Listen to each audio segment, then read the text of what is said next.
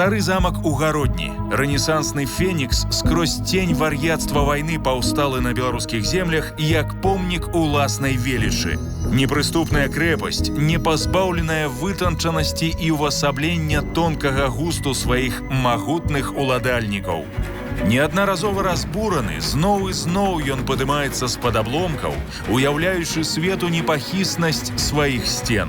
Але як мяняўся гарадзенскі замак на працягу эпох і чаму сёння ўвага ўсіх археолагаў Беларусі прыкавана менавіта да гэтай пабудовы, што хавае ў тоўшчы стагоддзяў гэты непагасны факел адроджанай архітэктуры. Архітэктуры Беларусі.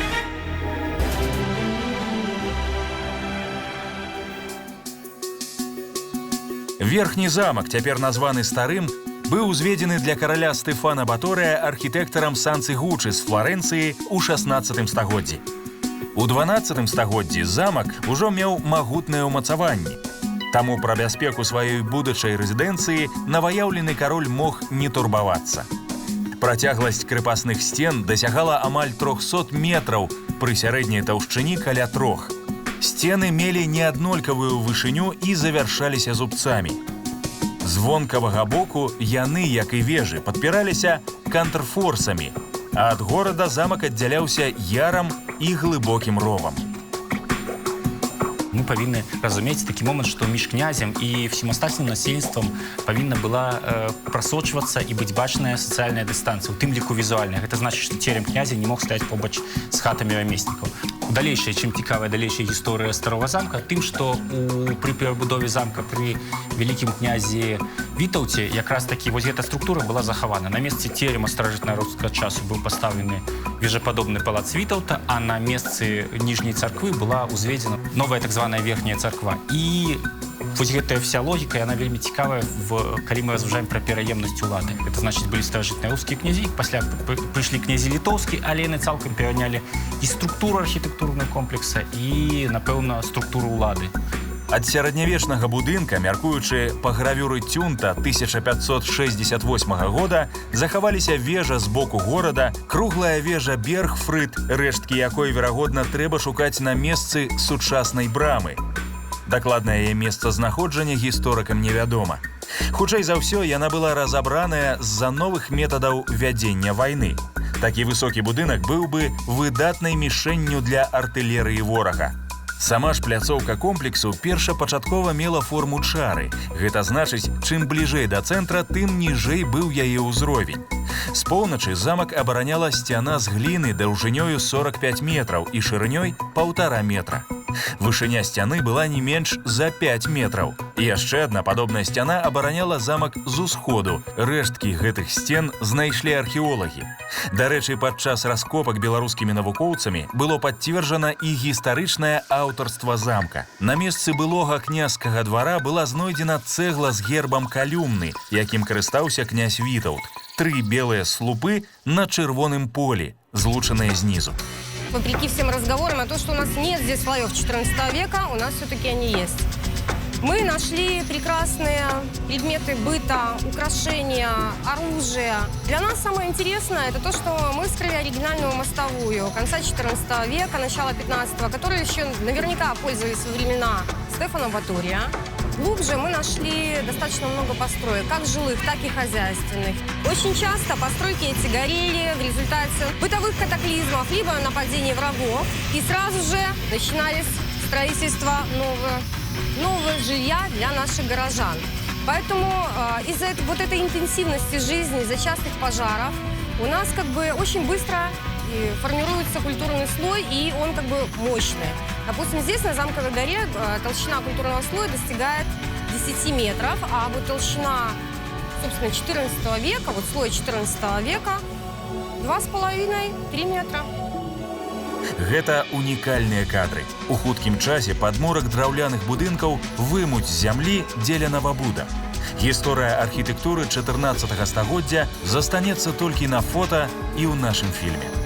Дерево, которое попадает на воздух, оно разрушается очень быстро. В течение нескольких недель оно покрывается очень глубокими трещинами и высыхает и просто рассыпается в пыль. Либо, если его пытаться как-то замотать в пленку, сбрызнуть водой, замотать в пленку, оно начинает просто гнить изнутри.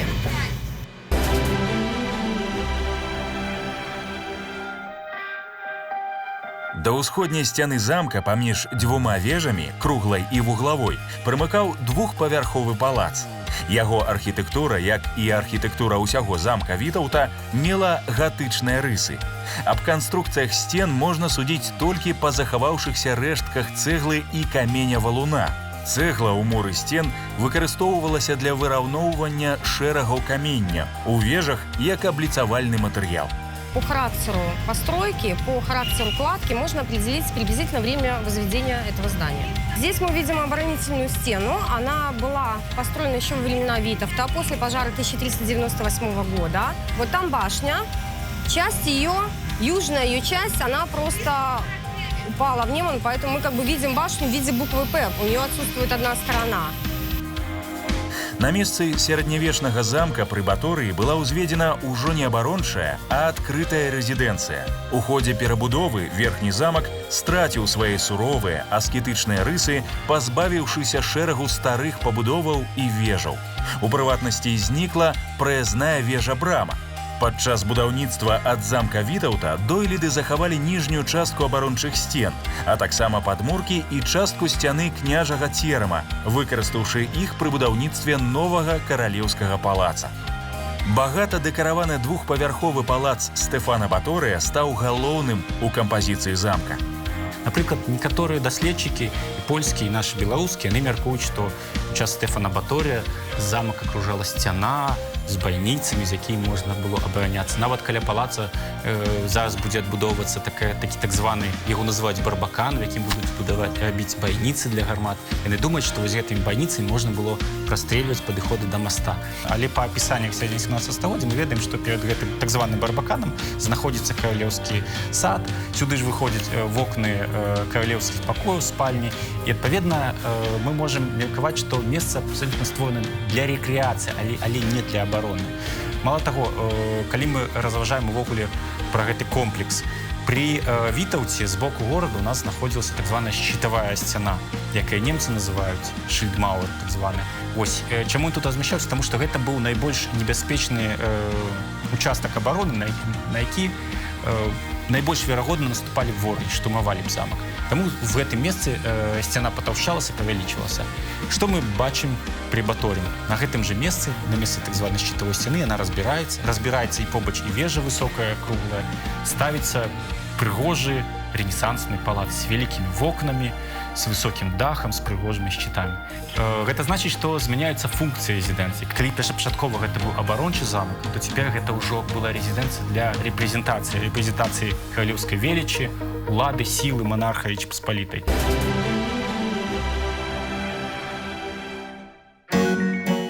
Палац быў пабудаваны зноўку італьянскім архітэктарам Скота з Пармы.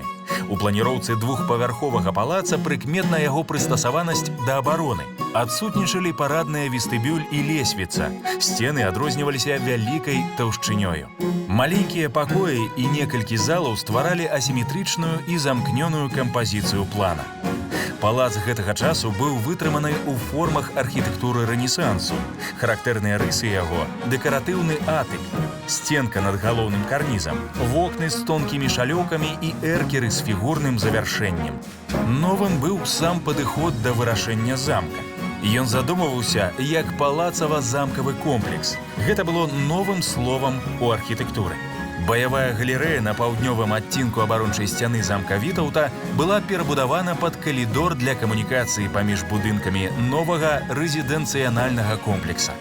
Яна злучыла рэнесансны палац з новай вежай-брамай, узведзенай, верагодна, на месцы гатычнага Бергфрыда. Далей галерэя ішла да лазні ў колішняй браме гатычнага замка, а за ёй да вежаў на каземаце. Доўгі час не было ясна, дзе размяшчалася брама. Цяперашняй, паводле найбольш сучаснай рэканструкцыі, брама знаходзілася ў вежы, якая знаходзілася з боку Нёмана. І І такім чынам яна проста брама глядзела ў бок Нёмана, а не ў бок ніжняга замка. І гэта многіх вельмі здзіўляе, тому што як это можна было браму выводзіць у бок ракі, а не ў бок бліжэйшага ніжняга замка. А справа ў тым, што брама з'яўляецца найбольш слабым вузлом абароны. І калі ты яе хочаш забяспечыць ад прыступа, ты максімальна убіраеш з небяспечнага накірунку. І для того, каб патрапіць воз гэтую браму, размешчаную днём, будаваўся велізарны драўляны мост, які мы можам пабачыць на гравюры Тюнта. На першым паверсе палац меў 10 памяшканняў, дзе размяшчаліся арсенал, канцылярыя, скарбніца і іншыя службы. Другі паверх займалі каралеўскія пакоі, парадныя і жылыя, аб'яднаныя ў тыпавую палацавую анфіладу. У атыку знаходзіліся памяшканні трэцяга паверха. Унутранай сувязі паміж паверхамі не было, кожны з іх меў асобыя ўваходы. У цэнтры галоўнага фасада знаходзілася парадная лесвіца, якая вяла на другі паверх у каралеўскія пакоі. Астатнія ўваходы былі вельмі сціплыя. Уваход на першы паверх быў побач з параднай лесвіцай, а на трэці у паўночным тарцы. Фасады і франтоны палаца ўпрыгожвала двухколернае шэра-белае графіто ў выглядзе раслінна-геаметрычнага арнаменту з геральдычнымі матывамі. Выразны сілуэт палацу надавалі высокі двускатны дах, высечаныя з камення парапеты і высокія коміны. З боку Нёмана ў замку знаходзілася каралеўская лазня. На другім яе паверсе алебастравая зала, любімае месца адпачынку караля. В этом пространстве между этим массивом и вот тут вот находилась специальная лестница, по которой обслуга замка поднималась на разные уровни этой башни, для того, чтобы ее обслуживать. Потому что сам король, в общем-то, попадал в эту башню по галерее. Вверху этой стены, на уровне второго нашего этажа замка, находилась очень красивая галерея, и вот король перемещался в баню и свой алебастровый зал именно по этой галерее. Сярод старажылаў гародні існуе легенда, што некалі ў горадзе існаваў падземны ход пад ракой Нёман. Легенда мае пад сабой падставу. Гарнізоны замкаў, што вытрымліваюць доўгія аблогі, павінны былі забяспечвацца звонку, а таксама здабываць ваду. Паводле звычаяў тых гадоў, па меншай меры ў старым замку павінны былі існаваць таемныя хады да ракі або лазы за межы сцен, а таксама калодзежы сваёй глыбінёй адпаведныя вышыні замкавай гары – 30 метраў. У 80-х гадах мінулага стагоддзя вядомы археолог і даследчык многіх беларускіх фартыфікацыйных збудаванняў Міхаіл Ткачоў заявіў, што ў час раскопак выявіў тайны лаз за сцены замка да ракі. Аднак неўзабаве ён памёр, а іншыя даследчыкі не пацвярджаюць яго знаходкі, звяраючы, што гэта была проста дзірка ў сцяне, праведзеная ўжо ў 19 стагоддзі для сцёку вады з каменных маставых замка.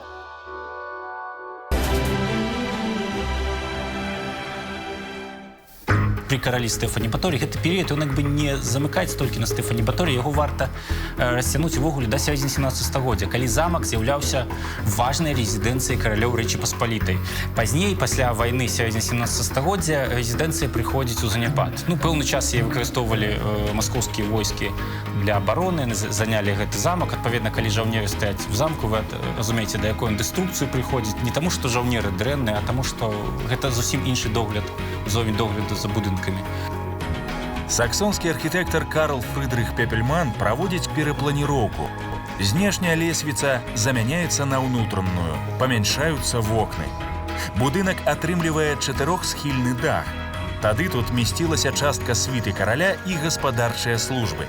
Далейшае спрашчэнне архітэктуры палаца адбылося ў 19 стагоддзі, калі з фасадаў канчаткова знік дэкор і быў надбудаваны дадатковы аб'ём над былой сталовай залай. На працягу 120 гадоў стары замак належаў ваеннаму ведамству Расійскай імперыі. Яго палілі і абстрэльвалі, разбіралі на цаглінцы і збіралі зноў. Але і праз столькіх гадоў забыцця фенікс адроджанай архітэктуры распускае свае крылы зноў.